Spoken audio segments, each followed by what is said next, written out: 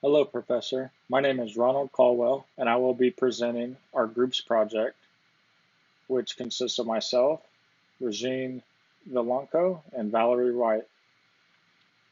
The article we chose was the PMI for May 2020. The report shows that the manufacturing industry has decreased activity in April at a PMI of 41.5% due to the COVID-19 situation and still shows a contracting trend in May 2020 at 43.1%. The drop in April can be compared to the response from the crash in April of 2009. This table, shows a visualization of the sharp drop in PMI in April 2020 taken from the data in May 2020 ISM report.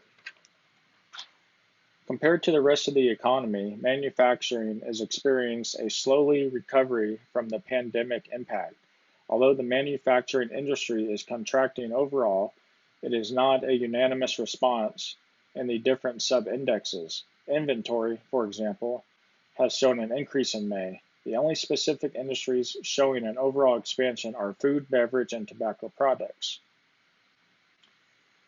For commentary, there is a collection of commentary to the industry from specific production managers covering details that may not be obvious just by looking at the numbers. A few of the comments mention that their specific industry has a more positive outlook based on quoting activities or specific product lines that are less impacted. However, most of them mention difficulties in maintaining a good balance in supply and demand, whether it is due to supplier pricing or workforce inadequacies. Regarding employment has been in contraction for the last 10 months.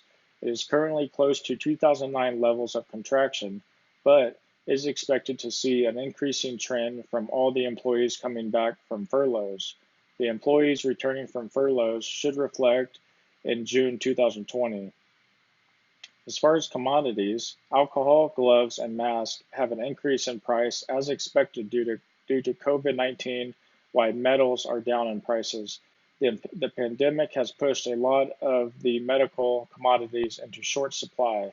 As the price is increasing on these medical items, the new orders for the materials needed to produce these items also increased. However, social distancing in effect has decreased the production capacity for the last 3 months. The shortage for these products are expected to continue until the production capacity issue is resolved. Regarding deliveries and inventories, suppliers have an issue with maintaining consistent delivery to the manufacturers with all of the delivery indexes sitting above 50%.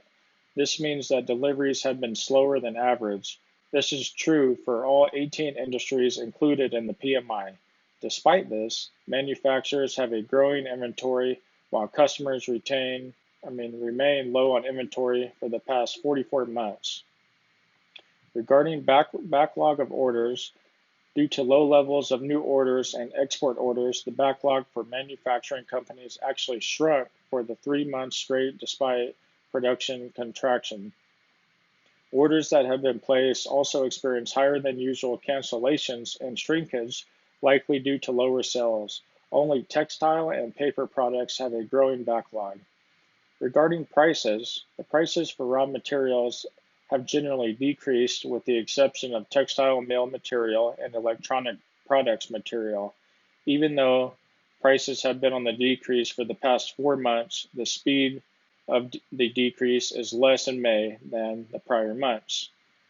Internationally, both exports and imports have been down for months, but food and beverage experienced an increase in both import and export for May. According to the new export orders index, the trend has been overall down from 51.2 in February 2020 to 39.5 in May of 2020.